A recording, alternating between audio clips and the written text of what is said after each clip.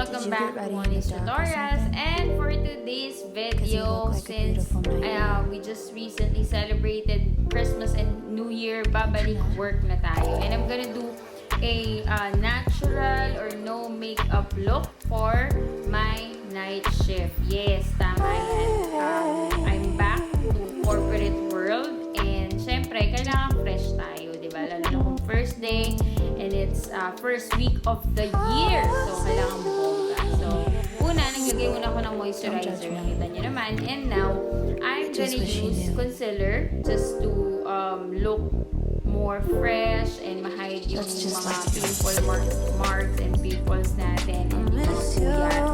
Kasi I was trying to adjust na my sleeping pattern since last week in preparation for this week. So, naglagay lang ako under my eye, sa gilid ng aking eyes to make that lift look. Siyempre, sa gilid ng nose para mas maliit yung nose, sa gilid ng lips, and syempre sa gitna ng sa chin. So this is also the same areas where you're gonna do the highlight, and then I'm just gonna use the warm from my fingertips to blend everything. So guys, kita nyo naman, a little goes a long way, diba? So hindi naman talaga kailangan sobrang daming concealer or foundation na pwede na kailangan mong ilagay to cover up the things that you want to cover, right? So una, ginagamit ko lang ng bahagi ang aking cushion. And meron lang siyang konting foundation just to even out everything. Kasama na yung neck. And now, ina-apply ko na din ang aking cream blush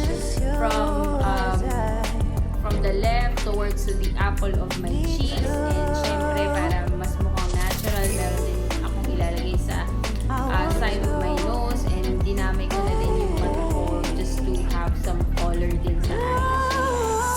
Para mukhang natural blush lang siya. And since everyday look ko to, Johnson's baby powder lang ang pinangsiset ko ng aking concealer and ng aking cream blush. Pero kung ang blush nyo ay powder, pwede namang pagkatapos nyo mag-concealer, mag-powder na kayo. Yeah. So, this is where the magic starts. So, ngayon na natin minomodify or nililiquify ang mga parts na gusto nating palitin, palakihin. And syempre, one of those things is yung maging defined pa yung nose ko and yung eyes ko. Kaya kinukontour ko na siya ngayon. And also the side of my cheeks. And syempre, ang ating jawline. Ayan. So, para mas maging precise siya and mas defined. Kaya siya ginagawa.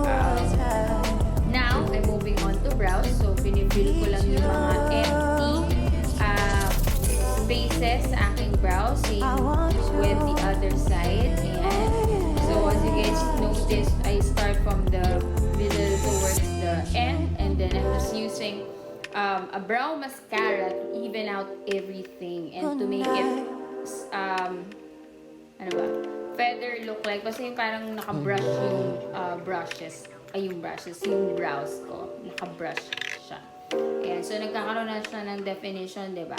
And now, nililinis ko lang yung mga lumampas na guhit. Siyempre, kailangan mas define ang ating kilay para mukhang malinis. And pag sa video, mas appealing tignan. So, ayan, dinadagdagan ko lang ang aking contour.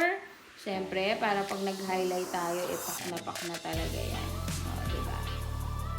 Ayan, so gumagamit lang ulit ako ng brush to even out everything para hindi naman mukhang magulo ang ating buhay. So, now nag-apply na ako ng eyeliner. So, talagang like ko itong ginagawa, guys. Kasi pag panggabi ka and you're at the middle towards the latter part of your shift, lumiliit na yung mata natin kasi inaantok na tayo. So, hindi pwede yun. So, kailangan kahit na end of shift, may pa rin tayo, may mata. So, kaya naglalagay ako ng eyeliner, ganitong forma, para mukhang elongated ang aking mata. At ngayon, naglalagay naman ako ng tint, para lang may kulay lang na very near sa natural color ng aking lips. So, ayan.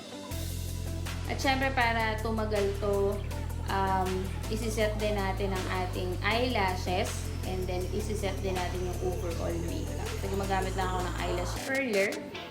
Ayan. Para open na open ang ating eyes at mas bright siya pag nilagyan natin ng highlighter. And of course, to set that lashes na kinurl natin, kailangan natin lagyan ng mascara. There, we're almost done. Sorry, napapatingin kasi ako sa TV kasi may news. And so, done na nga. And the last thing is, syempre, mag-spray tayo ng setting spray para hanggang end of shift ay pack na pack ka pa din. O, diba? Kung naghanap kayo ng setting spray, meron akong shop sa Shopee. It's J-Shop All You Need.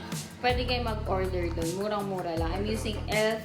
setting spray. Ayan. So, panay aura na ng atin nyo. So, this is our final look and we're now ready to lock in. O, diba? Tingnan nyo guys. Sa video, this is how it looks. So, sinot ko lang yung aking coat. O, diba? Parang fresh na fresh lang siya and at the same time, hindi siya mukhang heavy. Pero, it looks clear.